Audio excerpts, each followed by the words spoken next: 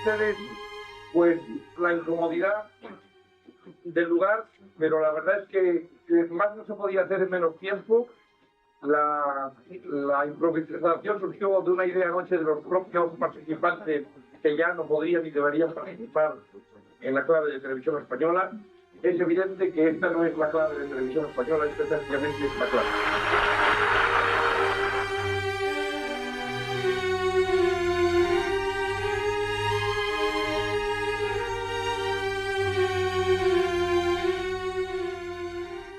A finales de 1985 se celebró el último programa de La Clave tras su prohibición en televisión española. La Clave fue un programa de debates fundamental en la transición española. Estaba dirigido y moderado por el periodista José Luis Balbín. Pero la historia de José Luis Balbín comienza mucho antes, en Pravia, Asturias. La familia Balbín vivió aquí en esta casa toda la vida hasta que marchamos todos hacia el año 75. Hay que dejar claro una cosa, de Pravia no somos los Balbín, somos los Meana, yo soy Balbín Meana. El Balbín, que era mi padre, vino hace muchos años a trabajar a Pravia al Banco Herrero, y se quedó aquí establecido. Rafael Balbín y Pilar Meana tuvieron 7 hijos, 5 chicos y 2 chicas. José Luis era el tercero de los mayores, como a él le gustaba decir. Aquí pasamos la infancia y la juventud. Hay que dejar claro que yo soy el más joven de toda la familia y mi hermano José Luis es el tercero. Entre él y yo, que soy el séptimo, hay 10 años de diferencia. O sea, cuando yo era chiquito, él ya era un chaval ya camino de ser adulto.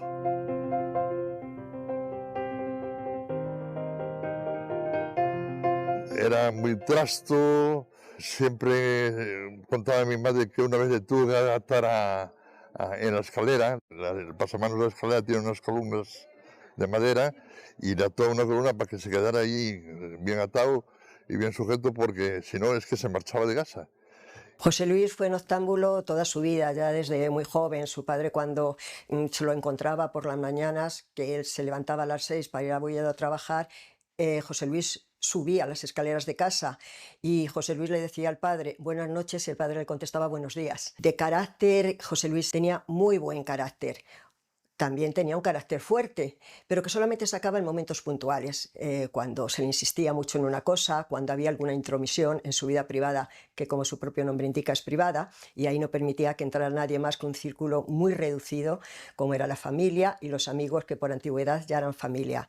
Luego el carácter era cercano, afable, de un nivel intelectual altísimo, muy brillante, que tampoco hiciera ostentación de ello. Era una persona muy, muy sencilla y muy fácil de llevar. En cuanto le cogías el tranquillo, era muy fácil de llevar. Tenemos detrás el colegio Reina Dosinda, que se llama así desde hace poco tiempo. Siempre fue el colegio San Luis de Pravia desde hace más de 100 años, donde se estudiaba desde el ingreso de bachiller y se hacía todo el bachiller hasta el preuniversitario incluido. Y nosotros vivíamos ahí detrás, ahí a unos 10 metros está el portal. Entonces él salía con la primera campanada de las 9 de la mañana, salía del portal, y con la última campanada entraba por la puerta del colegio. O sea, puntual, total. A las 9 en la última campanada, pero puntual. Yo me pertenecía a una familia en general, yo diría que por padre un poco, no mucho, monárquico, una madre liberal, porque el padre era un poco monárquico y la madre era más bien del periódico liberal de la época, estamos hablando de preguerra, claro. Y después empecé en el periódico también, o sea, estaba en todas partes. Digo que no mucho porque en el fondo soy de una familia de 7 hermanos y fuimos educados todos en general sin mucha adscripción política, ninguno. Eso puede ser bueno o puede ser malo, según como se explica. En general, cuando se habla de fulanito es rojo o fulanito es azul, que yo es una cosa con la que me divierto mucho porque suelo decir rojo o azul y así simplifico mucho y sin darle importancia ninguna, pues cuando nosotros éramos 7 hermanos y éramos indistintamente de unos o de otros. Lo conocí siendo yo muy niña, lo conocí como un amigo más de mi hermano. La segunda parte fue ver a José Luis Balbín en la tele y era como tener un hilo de unión con él porque a este lo conozco. Luego ya la vida nos siguió separando, o sea, que él siguió su camino, yo lo seguía como personaje y ya en un momento determinado, cuando se abrió el YAR, habían pasado unos meses y vinieron una gente de Pravia y lo trajeron aquí. Lo trajeron a comer, lo conocí nada más entrar, pero claro, tampoco me presenté porque no me parecía prudente. Pero a media comida él comentó, yo venía aquí a casa de un amigo que se llamaba Clemente, yo era mi hermano. Ah, pero tú eres Viruca, porque claro, todos ellos eran grandes, además de mayores, y yo pues creo que del 1,56 no he pasado nunca. O sea que... Teníamos un tío que tenía un cine, bueno, era una sala de fiestas reconvertida en cine. Un tío político nuestro, mi tío Marino, era muy generoso, muy amable, y él dejaba entrar en el cine a todos los meanas. Éramos 26. Los dejaba entrar gratis. Así que José Luis aprovechaba la ocasión y se tragaba todas las películas, de ahí le nació la afición al cine, se tragaba todas las películas que había en Pravia. Pues por decirlo muy corto, José Luis es una de las pocas personas que admitiría algo como José Luis era verdad. Y eso no se puede decir de muchas personas. Por eso instruía a los demás en la concordia. No discutía con nadie, ese era el espíritu de la clave y de su vida. José Luis era verdad.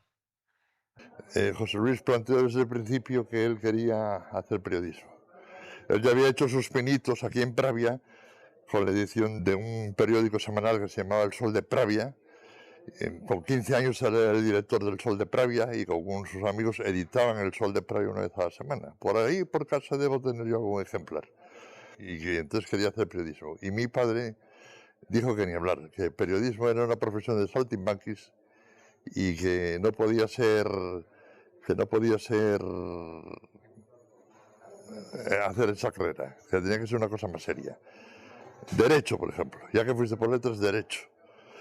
Y hubo discusión bastante fuerte, bastante dura, pero mi padre era inflexible, cuando tomaba una decisión no cedía, y entonces se marchó a Madrid a hacer derecho. Se matriculó en derecho, hizo el primer año de derecho, y después al segundo año que fue a Madrid, sin avisar a mi padre y sin nada de nada, se matriculó en periodismo.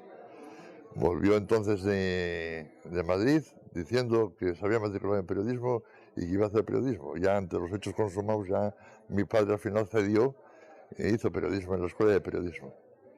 Pues claro, conozco a José Luis desde los 16 años y hemos vivido muchísimas aventuras, entre comillas, en la época universitaria, cuando íbamos a la facultad, en el famoso tranvía de la universidad, el Pepe.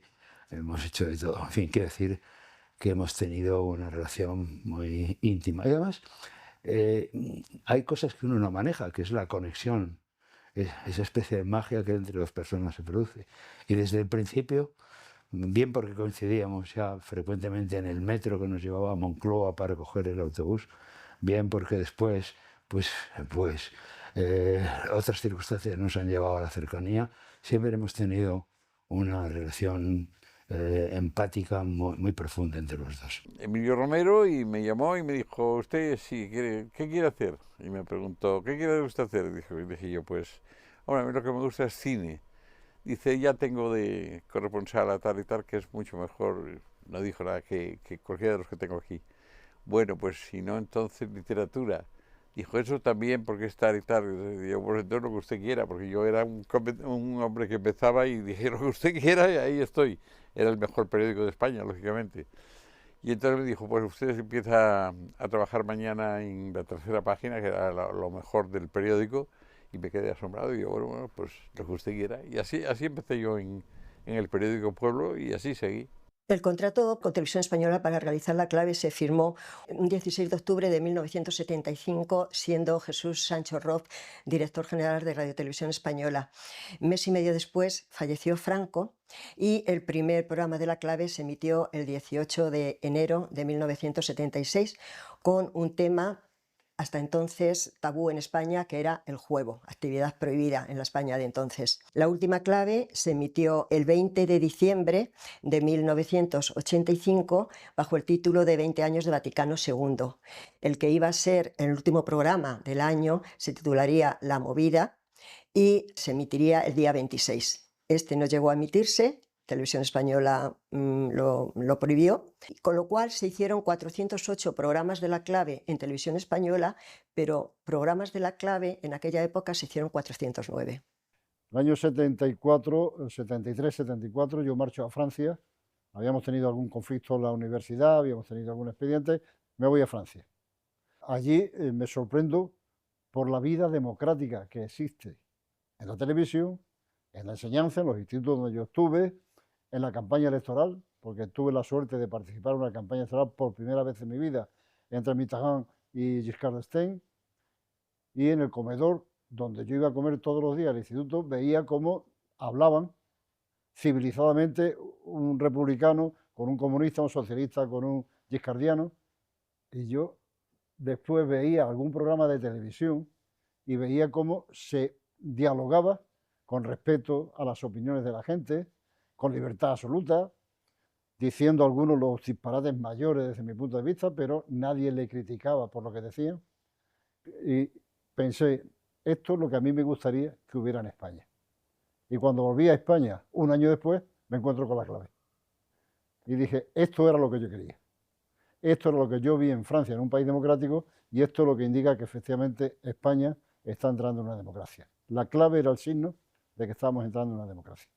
Ya para empezar, la clave era un reflejo lejano del écran de París, de los grandes debates europeos, y mantuvo y superó el nivel de lo que podía ser referencia inicial. Entonces yo creo que en la transición, que tuvo sus luces y sus sombras, pero yo hago de la transición una valoración muy positiva, Balbín fue uno de los agentes sociales y culturales que más la impulsó y más, en fin, la hizo vivir, y al final tuvo que pagar un precio.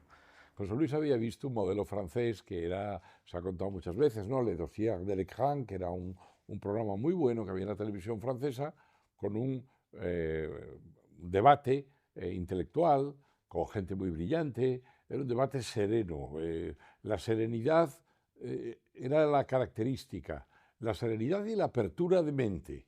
Podía sentar juntos a Santiago Carrillo, que entonces era el líder del Partido Comunista que acababa de llegar, y al mismo tiempo a Fraga Iribarne, y se hacían amigos además, y luego Fraga presentaba un libro de Carrillo. Y dices, era una cosa inimaginable hoy. Hoy no imaginamos que un libro de Rajoy o de Feijóo lo presente Podemos, Pablo Iglesias.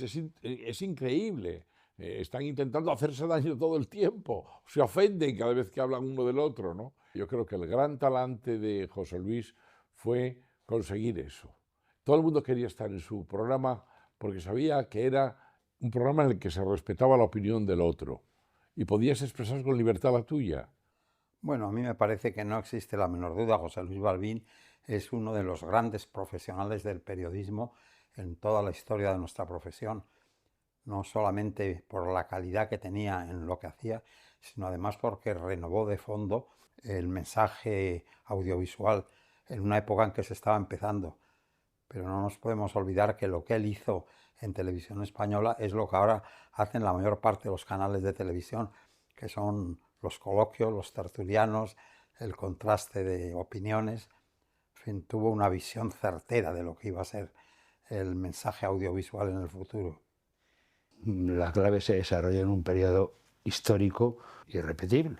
Es decir, toda la vida del final de la época franquista y el comienzo de la transición y la propia transición en sus primeros albores hasta la Constitución y más allá de la Constitución, pues la clave ha sido un programa central en todo ese proceso en cuanto a información en una televisión pública. Ha sido realmente excepcional. Es que dio con la tecla de lo que necesitaba un país en un momento determinado. Es que los programas que él hace en la clave no son solo valiosos por el programa, es que él abre un camino de entendimiento en la sociedad española a través de sus programas. La clave fue un programa que realmente marcó a toda una generación. Yo recuerdo, entonces debía tener 15 años, que era casi un rito los viernes por la noche, cuando terminaba el 1, 2, 3, pasar inmediatamente a la segunda cadena para ver la clave que se emitía ya hasta altas horas de la noche. Y muchas veces incluso llamé para hacer preguntas entonces al final del programa. Y la verdad es que marcó a una generación de periodistas como yo, que nos inspiró José Luis Balbín y que queríamos ser como él, y fue la causa de que muchos estudiásemos periodismo en aquellos finales de los 70 y principios de los 80, cuando ya se había cerrado la Escuela de Periodismo y se había abierto la Facultad de Ciencias de la Información. Éramos muchísimos. En mi clase yo recuerdo de haber hecho exámenes con más de 400 personas en la clase, incluso en el suelo, porque no había sitio o pupitres suficientes para todos. Lo que hubo con la clave es una repercusión en el conjunto de la vida política nacional. Había veces que eran solamente una cuestión cinematográfica y no se pasaba de ahí, pero por lo menos en el 50% de las ocasiones lo que había era una descarga de distintas opiniones que estaban relacionadas con el mundo político un poco tembloroso de esa época. Malamente, malamente. Es decir, en el momento en que hicimos todo aquello, jugándonos mucho, pero también se jugaron mucho los que hicieron la transición y los que hicieron la Constitución. Se jugaron mucho todo el mundo. Yo por un lado y ellos por el suyo. Y mucho más los de ellos que lo mío, porque era mucho más importante. Dicho esto, ahora ya no es lo mismo. Todos están muy pesados, muy cansados. Yo me canso de hablar con un partido y con otro, algunos amigos míos, y dice, claro, es que ahora ya no se podría hacer eso, es que tal. ¿Por qué no se puede? Pues porque no, porque la gente ya no transige, han vuelto a empezar y digo, estáis otra vez como en el 36, queréis empezar otra vez. ¿Nos parece muy cansado volver a empezar? Y yo creo que se vuelve un poco a empezar. Y yo, es más, a algún amigo le he dicho, me temo que podemos volver a empezar. La verdad es que yo creo que no es fácil separar la persona del profesional del periodismo y del hombre inquieto por la política y por la transformación del país. En aquel momento yo creo que estábamos viviendo todos una transformación muy profunda de la sociedad española, ¿no? Un cambio de piel de la sociedad. La sociedad venía del final de una dictadura que agonizó durante años, autarquía económica, falta de libertades, prohibición de partidos políticos, de derechos que hoy nos parecen tan consolidados y tan básicos, pero que entonces no existían, libertad sindical, muchas cosas, ¿no? Y José Luis era una persona tranquila, le interesaba mucho el cine, el mundo del cine, pero al mismo tiempo tenía un elemento de intelectual agitador en su personalidad, ¿no? Digamos que él abre la transición política. Es que la transición es la clave. Si no, ¿cómo es posible que gente que veníamos de un enfrentamiento total, unos perseguidos, otros perseguidores, que se puedan entender y hacer una constitución? Pues porque hay gente como José Luis que abre la posibilidad de entenderse sacrificando una parte de lo que tú quieres para que el otro sacrifique una parte y el otro una parte y nos pongamos todos de acuerdo. Y esto lo hace la clave. Siempre tuve como referencia la clave, siempre la tuve, desde que empecé en el periodismo y durante toda mi trayectoria profesional. La clave ha sido un programa súper especial en todos los sentidos, por la calidad intrínseca del programa, la propia concepción del programa es un éxito total. Segundo, por la valentía en llevar los temas delicados. Tercero, por saber hacer acopio de los que más y mejor podían hablar de los temas en debate. Y en definitiva por cómo estaba construido desde la A a la Z el programa.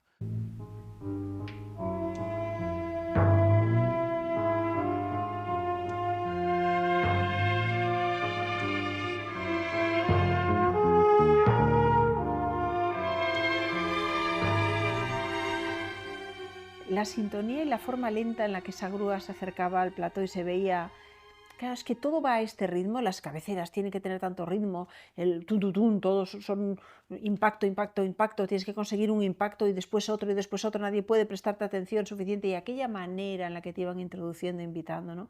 Había una cabecera que ya arrojaba desde el principio un puntito de misterio sobre lo que iba a ocurrir ahí.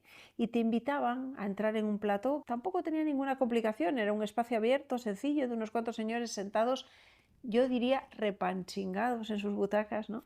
Cómodos, y se notaba que estaban cómodos con el resto de los interlocutores, aunque no compartiesen sus ideas. José Luis y Carmelo Bernaula se conocían desde hacía bastante tiempo. Yo tuve el placer de tratarle bastante, claro, y cuando quedábamos para comer o para cenar con él, yo me divertía muchísimo viendo la relación de cariño que existía entre ellos y cómo no se cansaban de rememorar cómo le hizo padecer hasta que le entregó la sintonía de la clave, porque Carmelo, bueno, tenía sus tiempos y a una semana o 10 días antes de que se emitiera el primer programa de la clave todavía no tenía la sintonía. Y siempre que le decía, Carmelo, ¿qué pasa con la sintonía? Él decía, José Luis, tranquilo, que todo está aquí. Y es verdad, 3 o 4 días antes le entregó la sintonía que todo el mundo recuerda y que a mí me parecía muy interesante. Me parecía que escuchar esa sintonía era como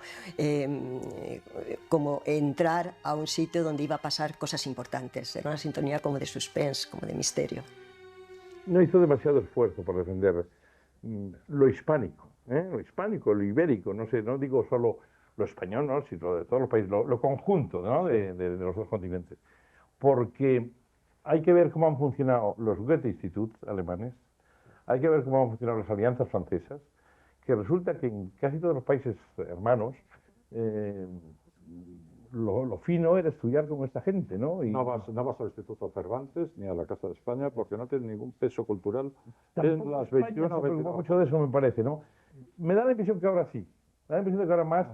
No me gustaría aquí dedicarme a hacer la pelota al gobierno, pero bueno, a lo mejor a uno le confunden. Pero me da la impresión que ahora sí acaban de dar el Premio Príncipe de Asturias a las academias, que también es importante, y bueno, y hay un nuevo ministerio de esto de las tecnologías que a lo mejor se puede tener un órgano específico para estas cuestiones, precisamente. Ayudaba mucho el formato, es decir, había primero una intervención previa en que los titulares, luego había una película, el éxito era escoger una película que conectase con el tema, que escenificase aquel tema, y luego ya venía una discusión larga, en que no había interrupciones, no había, como diría Alfonso Guerra, acritud, y la figura del moderador ayudaba, incluso la pipa y el humo de la pipa llevaba un clima distendido, era casi una tertulia inglesa, más que una tertulia española. Él no permitía un guirigay en uno de sus programas, en ninguno de sus programas, porque él con su personalidad iba marcando por dónde se podía ir. Él, más o menos, digamos que la técnica era decir, oiga, hay 6 aquí interviniendo, los 6 tienen derecho a opinar, pero ninguno puede imponer que los demás tengan que pensar de esta otra manera. Claro, y eso lo transmitía y fluía, pero fluía de la pantalla a la sociedad española, con una técnica además muy envolvente, porque se ponía una buena película, entonces a la gente le dejaba el tema muy bien situado, entonces no tenían más que rematar, y remataban después los coloquiantes que había entonces. José Luis adquirió el hábito de fumar en pipa en su etapa de corresponsal en la Europa del Este. Cuando llegó aquí a España venía fumando en pipa y con barba, que cuando marchó tampoco tenía barba. Era fumador de pipa, disfrutaba con ello, y además el humo de la pipa es muy aromático. Y bueno, acumuló una gran colección de pipas, entre las que él se compraba y las que le regalaban. Aquí tengo parte de esa colección, entre las que están las de espuma de mar. Aquí algunas técnicas de sus viajes por el continente sudamericano, tribales. Y luego pues por aquí están las más habituales, que son las de Brezo. Él las iba cambiando. Las iba fumando y las cambiaba en unas bolsitas que siempre llevaba aquí debajo del brazo y las iba cambiando. También hacía sus mezclas de tabaco y conseguía, bueno, pues unas mezclas con un aroma delicioso. Hay una que es muy graciosa, bueno, las tiene de todo tipo, pero aquí hay una personalizada que es el mismo. Pues este es un regalo que le hicieron. ¿no? Y que, por cierto, creo que nunca llegó a fumar porque está totalmente limpia. Pero bueno, tiene su gracia, claro, no iba a ir por la calle fumándose a sí mismo. Pero lo de la pipa era también un signo de hombre tranquilo. La gente que fuma en pipa son gente muy serena, muy reflexiva, muy relajada, y todo eso ayudaba. Y ayudaba a los que estábamos allí sentados. Yo tuve el privilegio de acudir en bastantes ocasiones, y sobre todo ayudaba al espectador, que él se serenaba y entraba en el camino que marcaba el esquema que hacía José Luis Balbín en La Clave. Es un modelo. En España hoy hay un régimen democrático casi inigualable. Y si no se me tomara mal decirlo, yo casi diría excesivo. Es decir, la España de las autonomías, para mí, en cuestión de eficacia, de independencia autonómica de los gobiernos, más que los Länder alemanes y demás, es de una independencia, de una soberanía por parte de las autonomías que no la tienen muchos estados americanos, que no la tienen en Francia, que no la tienen en casi ningún sitio. Una de las cualidades de José Luis en el ejercicio de su profesión era su capacidad para crear equipos y saber reunirse de los mejores. La Clave se pudo llevar a cabo precisamente porque se rodeó de un buen equipo. Tengo que mencionar a Carlos Pumares, a Juan Testa, y quiero tener un recuerdo muy especial y de muchísimo cariño para Javier Vázquez y para José Luis Merino, que ya no están entre nosotros y que fueron respectivamente el primer subdirector que tuvo La Clave y José Luis Merino el segundo, que además leía las preguntas de los espectadores. Bueno, yo en los programas que vi de La Clave, que fueron muchos, vi que no había siempre los mismos tertulianos. No estaban en las filas de la izquierda los de izquierda hablando en nombre del gobierno como si fueran muñecos teledirigidos, y en la derecha, los de la derecha dirigidos por la derecha política. Cambiaba muchísimo de interlocutores, porque los temas que se trataban, primero eran temas sorprendentes porque no habían sido tratados en la dictadura, la homosexualidad, la prostitución, la izquierda, la derecha, etc.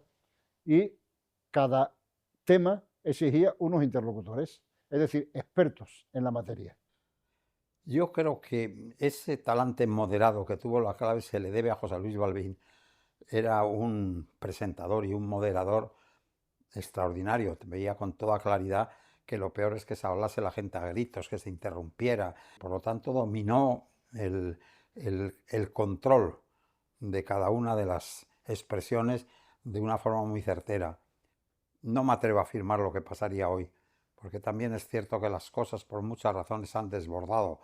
Es decir, existen unos partidos políticos en estos momentos que están en una posición muy hiriente y muy agresiva, y los que creen representar a los partidos o los que los representan de verdad se sitúan en esa misma posición que tienen los partidos. No le sería fácil a José Luis Balbín en este momento crear un programa con la altura, la moderación y la profundidad que tuvo La Clave. Yo creo que José Luis hizo un periodismo de apertura y de serenidad, que son dos cosas que hoy no pasan, ¿no? No era un periodismo sectario, y por eso luego con quien más reñía era a lo mejor con los que ideológicamente estaban más cerca de él, porque todo el mundo querría que hubiese sido un periodista militante que aprovechase su éxito para capitalizar políticamente alguna idea. Y él no estaba en eso, él estaba en abrir un debate, en que se hablara con libertad, en que se contaran cosas, en que opinaran todos. Y además era lo que le divertía, no era un provocador como ahora que hacía preguntas impertinentes, era un provocador que permitía que el campo de juego fuese más ancho. Y si se viera en la perspectiva histórica posterior, seguro que se volvería a ver lo mismo, y que es un error intentar hacer debates amañados donde vayan más de los unos que de los otros, o los tontos de un lado y los listos del otro, que ese es un error, y que es un error, por supuesto, para un periodista es una inmoralidad además. Y ni siquiera entrar a negociar eso. Yo a los colegas que entran a negociar eso ya, si debe venir este o otro, mal asunto. Porque años antes a mi llegada a la televisión ya había provocado pues unas reacciones adversas, y de hecho estaba suspendido el programa. Cuando yo llegué me parecía que era absolutamente obligado que en los programas especiales tuviera que estar La Clave. Y aunque José Luis era el director de los programas especiales, yo le pedí el favor de que repusiera la clave, porque había que dar la imagen de lo que eran tiempos nuevos en televisión. Desde sus comienzos la clave sufrió censura. En algunos temas como caciques, como el Opus Dei, como la homosexualidad, como el aborto, pues bueno, eran actividades y eran temas tabú en aquella época. Un caso muy sonado fue el caso Alonso Puerta, que había sido expulsado del Partido Socialista, y José Luis hizo un programa titulado Balance de los municipios de izquierda e invitó a Alonso Puerta, ¿no? Y bueno, se armó un escándalo que para que se prohibió emitir ese programa, o no se emitía el programa o no se permitía que Alonso Puerta estuviera allí. Y José Luis dijo que en su casa le habían enseñado buena educación y que cuando se invita a alguien luego no se le desinvita, por lo tanto lo mantuvo. Y bueno, corrieron ríos de tinta, al final ese programa no se hizo, pero 2 meses después sí. Y no pasó nada, no se hundió España por ello. Yo creo que si Balbín ahora viviese, estaría horrorizado del clima de confrontación, de polarización, de falta de respeto que se está viviendo, porque eso era lo contrario de la clave. Fue un tiempo en que era posible exponer ideas muy contrapuestas, en un ambiente en que la política se respiraba en toda la sociedad mucho más que ahora, por tanto mucha más gente que ahora estaba pendiente de lo que estábamos haciendo, la generación a la que yo pertenezco, pero sí, habiendo ese interés masivo, se logró reconducir a un diálogo ordenado. Pues mi sensación es que la clave es justamente lo que falta ahora, no como programa de televisión, que también, sino que este enfrentamiento permanente no tendría lugar con tonos como aquel. Este disparate en el que vivimos, de las manos de personas como Balbín, no existiría. Y eso es una añoranza muy seria. Igual que en la transición, en mi opinión, todos los protagonistas políticos empujaban hacia la luz, ahora empujan hacia la sombra. Y por lo tanto ahora sería una clave oscura. Pero creo que la mayor aportación es la exhibición del diálogo que escucha, no que enfrenta.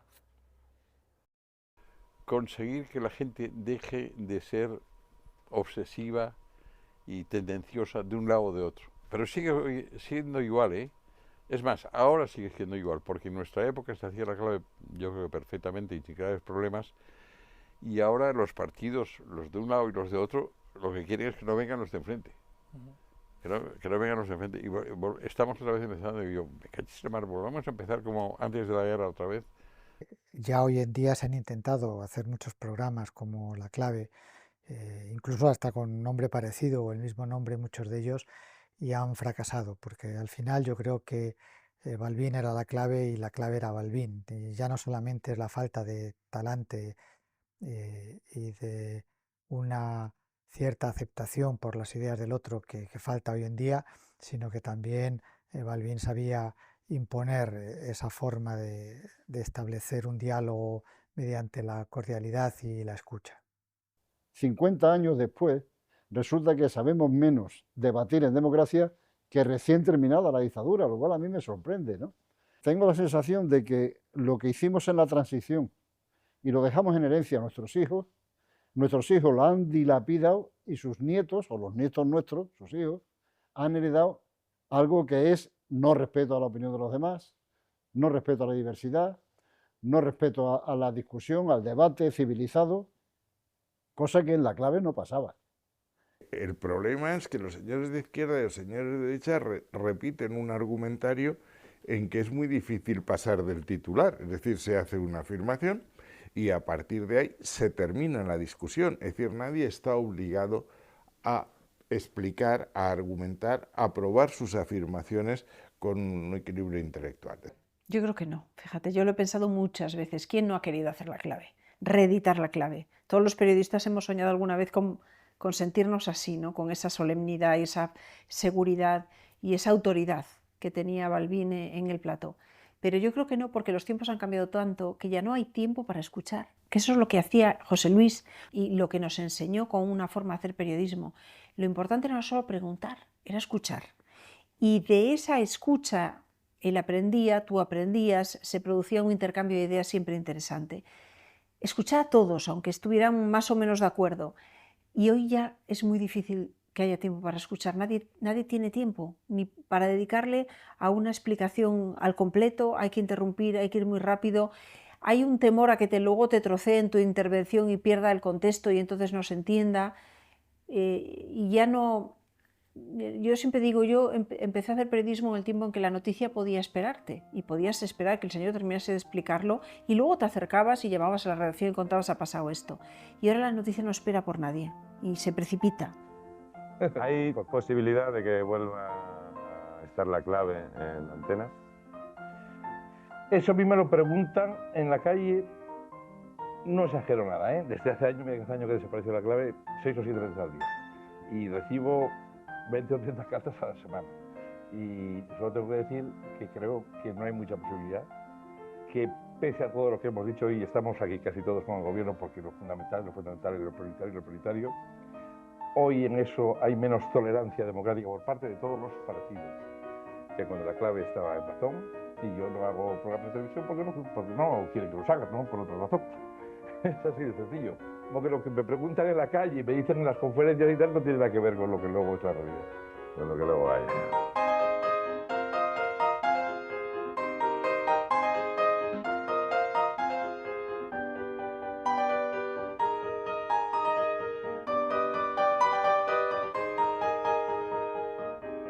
Es decir, es que la democracia en su origen es sustituir la violencia como instrumento por el diálogo como instrumento. José Luis tenía previsto para el último programa del año abordar el tema de la movida madrileña, este movimiento cultural tan en boga en aquellos años. Como ya había oído rumores de la posible supresión definitiva de la clave para el año que comenzaba, decidió cambiar el título y en vez de la movida ponerle la movida nacional y hacer un programa sobre el referéndum de la permanencia o no de España en la OTAN que se iba a celebrar en marzo del año siguiente. Televisión Española, pues los directivos se enteraron y les debía de venir mal que se hiciera que se abordara ese tema y fue cuando suprimieron la clave. Ya estaban todos los invitados previstos, Ramón Tamame, Gerardo Iglesias, Fernando Castedo, bueno, pues todos los que finalmente estuvieron y de mutuo acuerdo decidieron trasladarse al Hotel Palace y hacer el programa desde allí en abierto y para todos los medios de comunicación. Tuvo una gran trascendencia, las inmediaciones de la Plaza de Neptuno y de Pirulí se llenaron de gente con pancartas protestando porque quedó en evidencia la falta de libertad de expresión que había en la televisión pública de entonces. Que la clave fue prohibida en 3 ocasiones, o 4, no me acuerdo muy bien, sí. Era un problema, sí, porque era un riesgo, ¿por qué? ¿Y por qué hay que hacer eso y por qué hacer lo otro? Tan es así que la última vez que se prohibió, tiempo después cambió el gobierno y me llamó el vicepresidente de entonces. Me dijo, bueno, ahora se puede hacer la clave, ¿qué problema hay? ¿Por qué no vuelves a hacer la clave? Y dije yo, bueno, no hay ningún problema. Entonces, mañana, ¿qué tal? ¿Qué te parece si hacemos los pactos? Dice, hombre, para eso no hace falta hacer ese programa. Y yo, bueno, pues entonces, por eso no se puede hacer la clave. Y seguimos sin hacerla hasta hoy. Y recorrí todo en la clave, estuve en varias veces, hasta aquella dramática tarde de finales de diciembre del año 85, si mal no recuerdo, cuando se suspendió la clave, porque, claro, la clave era el portavoz de las diferencias y de los diálogos y de las controversias que había para pedir la salida de la OTAN o no. Fíjate, yo estaba tan implicado que había redactado algún documento del PSOE con Javier Solana, 50 razones para no entrar en la OTAN. Entonces mi grado de información y mis sensaciones eran, bueno, pues muy cercanas al tema. Y cuando José Luis intentó con naturalidad que hubiera debate sobre la clave, se impidieron. Y eso fue el final de la presencia de la clave en televisión española. Lo que sí es cierto es que fue uno de los grandes problemas que se presentaron políticamente a la nación, porque claro, el partido triunfante había sido claramente, nítidamente hostil a la OTAN, pero cuando Felipe González, me parece que fue en el mes de abril, visitó a Reagan, Reagan le dijo que le parecía muy bien que saliese de la OTAN, pero que las bases militares norteamericanas en España las instalaría en Marruecos. Y Felipe González, que era un hombre de Estado, se dio cuenta de que eso sería una tragedia para España y naturalmente dijo hay que dar marcha atrás. Pero claro, dar marcha atrás después de tantos meses defendiendo la salida de la OTAN fue una cosa políticamente muy complicada, con muchas vertientes y con muchas dificultades. Porque un gran presidente que ha habido de derechas, Leopoldo Calvo Sotelo, hizo la labor dura el año que estuvo de transición, le quiso hacer a la izquierda fácil su llegada al gobierno y que pudiese gestionar el gobierno. Y entonces él se encargó, creía que era necesario, de meternos en la OTAN. Entonces Felipe se encontró dentro de la OTAN, pero que había una gran alarma social con implicarnos en ese tema y sobre todo argumentándolo desde la izquierda. Digo, nosotros éramos partidarios del modelo sueco, no habíamos hecho la guerra mundial, no teníamos las obligaciones que tenía Gran Bretaña o Alemania. En todo caso podíamos ver a Francia, que no quería estar integrada en el núcleo militar de la OTAN, sino en la OTAN más como factor político y en último caso militar. Y entonces, bueno, pues hubo una contestación en la sociedad española que estuvo a punto de ganar. ¿Quién da la orden de suprimir definitivamente la clave? Bueno, a José Luis se lo comunica a José María Calviño, que era entonces el director general de Radio Televisión Española, además de amigo. Entonces se lo comunica a él, lógicamente es de suponer que siguiendo instrucciones de altas instancias. Calviño había estado con Suárez y había estado con... y en la fusión del PSOE y el PP, que entonces era AP, se inclinó totalmente por el lado del PSOE. Y él creyó que yo me inclinaría por uno de los dos bandos, y generalmente por el PSOE. Y como mi costumbre es no inclinarme por ninguno de los dos bandos, pues ese es el problema. Y entonces él decidió, con Felipe González, decidió que no podía ser, que no podía ser, y no fue. Y entonces es una lástima porque Calviño era entonces un gran amigo mío, excelente, había empezado conmigo y dejó de serlo. Y dejó de serlo y hasta hoy. Siempre, cuando llegan a los puestos la gente de responsabilidad, hay un porcentaje de personas que lo que quieren es dejar su huevo puesto. Ya él inventó algo. Y llega y dice, no, esto no. Gente que lo primero que hace es negar todo lo que se ha hecho porque llega él, el nuevo, el Adán, el huevo de Colón. Y eso se da en muchísimas estructuras en la vida. Y yo lo digo, pero ¿por qué todos tienen que ser innovadores? ¿Por qué todos? No, lo demás no vale, vamos a hacer. Y seguramente llegó alguien, no lo sé, que dijo, no, esto ya es, como dicen la gente, esto es antiguo. Oiga, antigua es la ley de la gravedad y no la vamos a cambiar. Hay cosas antiguas que están muy bien.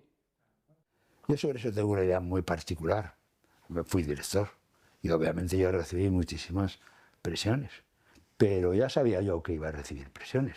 Cuando acepté el cargo, lo acepté con todo su compromiso. Y el compromiso era que había que hacer una televisión plural. Además, fue un encargo que eso siempre no me canso de decirlo porque es verdad, que recibí del propio Adolfo Suárez.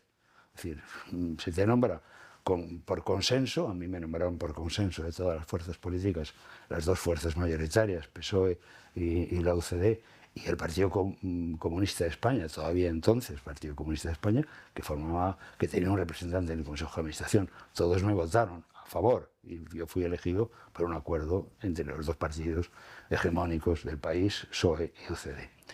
A mí eso me daba una cierta tranquilidad y una enorme responsabilidad. Y yo no hice caso de las presiones que tuve. Entonces yo creo que el hacer caso de las presiones afecta mucho a los directivos.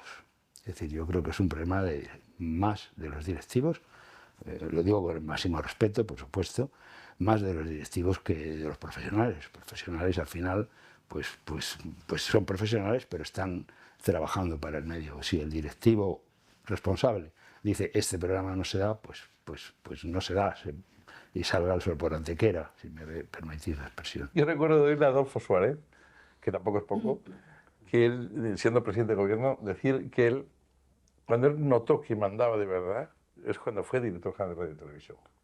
Bien, es verdad que hablamos de otros tiempos. Yo creo que los directores generales de Radio y Televisión en los últimos gobiernos mandan un poco menos. En los momentos en que estaban con los problemas de si iba a seguir o no iba a seguir la clave, nos reunimos, yo creo que por casualidad, una noche, Balbín, Pedro Ruiz, el humorista, y yo. Y entonces hubo un gesto bonito porque Ruiz dijo, mira, yo tengo ahorrado tanto, ese dinero para que hagamos la clave. La clave la llevábamos en el corazón, además del programa de televisión, la llevábamos en el corazón y creíamos que era un acto que nos engrandecía, nos elevaba el espíritu. Él está a favor de eso. Es posible, pero fue una reunión informal. Sería... Sí, claro. Yo creo que cenamos un día en Nicolasa o algo así, no me acuerdo bien. Pero de esa tuvo mucho más memoria Balbín que yo. El PSOE había llegado al poder, poco antes, muy poco antes, había llegado al poder. Y desde el PSOE me dijeron, parece mentira, José Luis, siempre a favor nuestro y tal, y ahora resulta que inmediatamente, ahora que hemos llegado al poder, resulta que te pones en contra. Y dije yo, no me pongo en contra, yo en este programa jamás hemos cesado o prohibido que asistiera a un programa alguien a quien habíamos invitado previamente. Previamente habíamos invitado a Alonso Puerta y no voy a desinvitarlo ahora. Para empezar, me enseñaron mis padres que es de mala educación desinvitar a alguien que has invitado. Lo cual causaba mucha risa, pero no. Y claro, y al PSOE no le habíamos prohibido nada, estaban encantados conmigo porque decían que yo era, pues, o les daba la impresión de que yo era un poco rojo o algo así. Bueno, y entonces yo dije, yo no se me ocurre nada, solo tenéis una solución, que es prohibir el programa. No se olviden, porque esto se puede hacer solo porque se les ha votado. Y que sepan lo que cuesta un voto, y que sepan realmente dónde está el poder, que no es... Buenas noches. Pero celebramos aquel acto aquí en el cercano Palace, que fue tan emotivo y que tuvo más de 1000 personas, donde yo que sé, Gerardo Iglesias, Tamames, Castedo, que venía de UCD, y del CDS, que había sido director general de televisión, pero que estaba implicado en que hubiera un debate en España sereno y abierto sobre algo tan importante para todos los españoles. Sí, estuve yo, invitado en la clave, como no lo voy a recordar. En fin, fue pues como... Es un programa equívoco. Por un lado, la tristeza de que ha terminado una etapa. Y por otro lado, la alegría de saber que ese programa había hecho todo lo que había hecho, y eso se destacó en aquel programa. Bueno, de hecho, pues yo creo que así pasó en las crónicas, favorables y desfavorables, como algo que había terminado, pero que había marcado un hito en la historia de la televisión. La clave tuvo una segunda etapa en Antena 3 que duró 3 años y que terminó por cuestiones financieras. Pero la primera etapa, sobre todo la de Televisión Española, fue la más interesante porque ocupó todo lo que era la etapa de la transición. Veníamos de una dictadura de 40 años y la clave fue una bocanada de aire fresco y contribuyó de manera decisiva a la formación de una cultura política democrática que hasta entonces no había en este país. José Luis Balbín no solamente trabajó en la clave, en las dos etapas de Televisión Española y Antena 3. Antes incluso de hacer la clave había estado de corresponsal en París para Radio Nacional y para Televisión Española.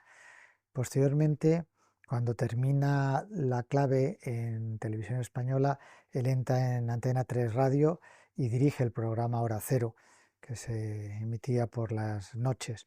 Y tras la segunda etapa de la clave en Antena 3, que termina el año 93, ya en el año 94 se incorpora al programa La Linterna de la COPE con Luis Herrero.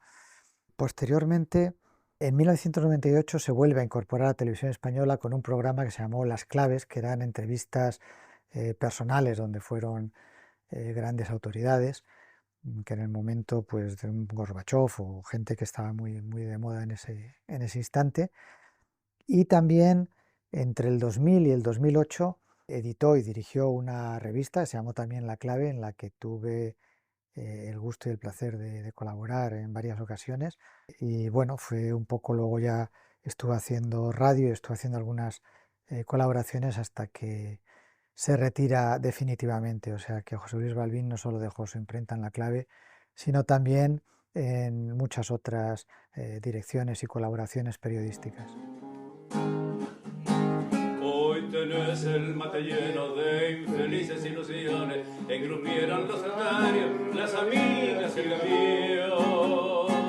El bacán que te acamala tenga peso duradero, que te abracen las paradas. Nunca lo olvidaré, el día que lo conocí quise matarlo, porque estaba yo cantando en un pub en Oviedo, muy guapo, y era muy pequeño, y estaba yo cantando una canción que era La Añada, una canción de cuna muy guapa, que la gente la respetaba, y estaba yo tan contento, concentrado, cantando aquella canción, y había un silencio en la sala terrible, y yo canto con los ojos cerrados esa canción, y en esto oigo un murmullo en la sala, y abro los ojos y veo a José Luis Balbín bajando por aquella escalera, como si fuera una bajada, una entrega de premios. Bajaba allí con más gente y tal, y claro, todo el mundo miraba para él porque ya era muy famoso con La Clave. Y entonces yo pensé, me jodió la canción, me fastidió la canción completamente. Pero no, nada más terminar, avisó al maître, al camarero, y que hay un señor ahí que quiere hablar con usted. Y, hola, ¿qué tal? Bueno, yo soy José Luis Balbín, bueno, ¿qué tal? Y allí mismo, nada más que me senté, dijo, oye, si hago un programa de La Clave de cantautores, ¿tú te atreves a ir? Dije, sí, sí, yo voy, si lo haces y quieres que vaya, voy. Y así lo conocí. Y después tuvimos una amistad de muchos años muy, muy buena, sí, sí. Porque no era un hombre que le gustase comer mucho. Le gustaba la compañía a la hora de la comida y le gustaba el estar con amigos, con familia. Una mesa de 8, no más. Una mesa de 5, no más. Pero lo pasaba muy bien y disfrutaba. Un hombre muy familiar, era una cosa... Era un hombre especialmente defensor de la familia. Iba a decir la palabra clan, pero no. Era un hombre defensor de la amistad y de la familia. Era un hombre muy curioso, sí. Y era un hombre bravo, era muy agradable, muy educado, no hablaba mal como yo, pero era un hombre bravo, tenía mal genio, en momentos determinados se ponía...